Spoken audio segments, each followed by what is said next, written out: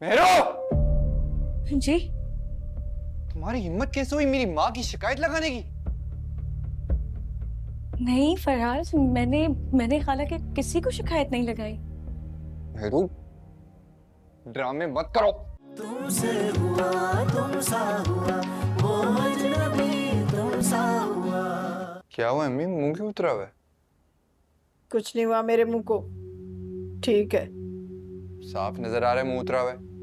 क्या बात है, बताएं, किसी ने कुछ कहा है? अरे जाकर अपनी बेगम से पूछो ना, वही बताएगी कि आज क्या हुआ मेरे साथ। अम्मी, खुलकर बताएं, क्या बात है, क्या बोला है उसने? उसकी ऐसी हिम्मत? अरे क्या बताऊं मैं, क्या बताऊं मैं। अरे आज तो मेरी बहुत तबीयत खराब हो गई। अरे सर में इतना दर्द हो रहा था और मुझसे खड़ा होना मुश्किल हो गया। बस तुम्हारी बेगम से इतना कहा मैंने कि बेटा आज खाना तुम बना लेना, बस फिर क्या था। अरे फौरन अपनी माँ और बहन को फोन कर दिया और वो भी दंदनाती हुई चली आई और मेरी इतनी बेइज्जती की, मुझे इतनी बातें सुनाई। अरे तुम्हारी माँ की आज बहुत बेइज्जती हुई है, बहुत बेइज्जती। और पता है ऊपर से उन्होंने एहसान भी अलग से जितलाया कि चौथी की दावत रखी हमने। अरे कोई इज्जत नहीं उनकी नजर में, हमारी कोई इज्जत नहीं भाई, कोई इज्जत नहीं है। पहले वो हमें बारात वाले दिन बेइज्जत किया और फिर अब घर आकर बेइज्जत करके चली गई। ये हिम्मत के उन्होंने आपसे इस तरह बात की है? ना, कोई कसूर नहीं उनका भाई, कोई कसूर नहीं है उनका। अरे वो जो मीसनी अंदर बैठी है ना, मासूम शक्ल वाली, ये सब उसने वर्गलाया। पर ना आज तक ना मीसा ने अब तक ना कहा मुझे।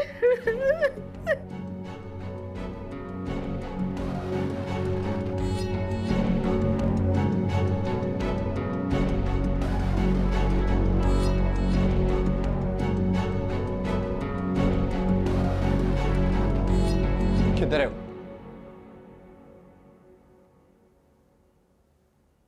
मेरो,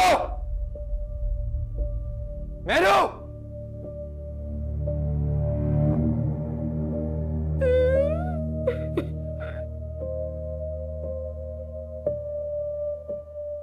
पता चले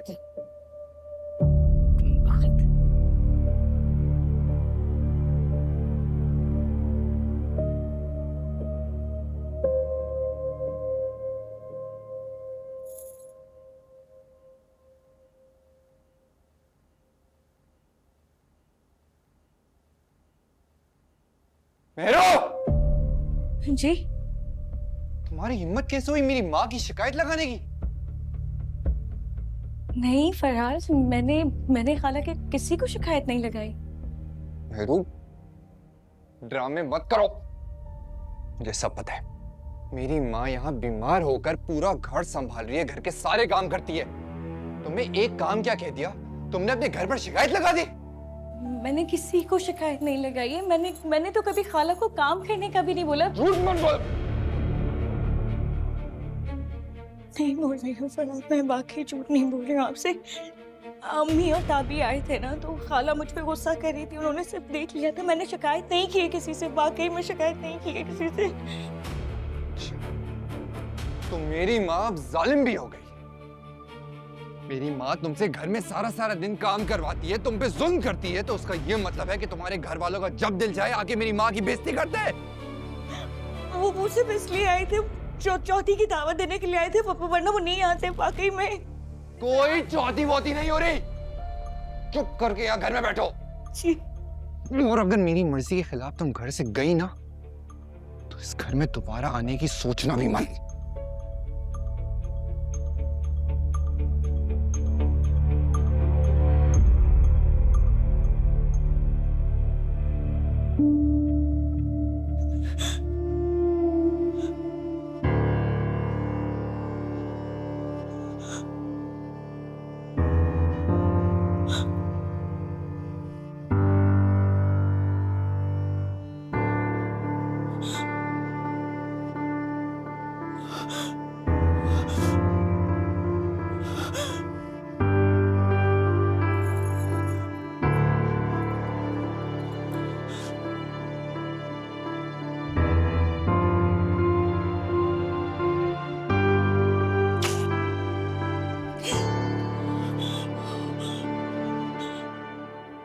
फराज, ये मेरा बच्चा, ये बेटा मान जाना मेरी बात।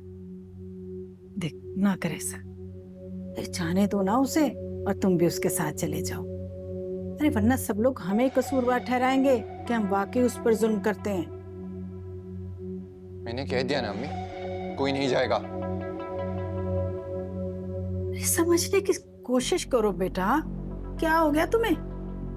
जाओ तुम दोनों।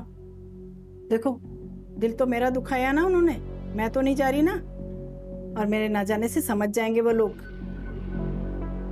तुम वहां जाओगे ना तो बहुत अच्छा रहेगा, तुम्हारी कदर बढ़ेगी। वहां जाओ और अपनी कदर बढ़ाओ।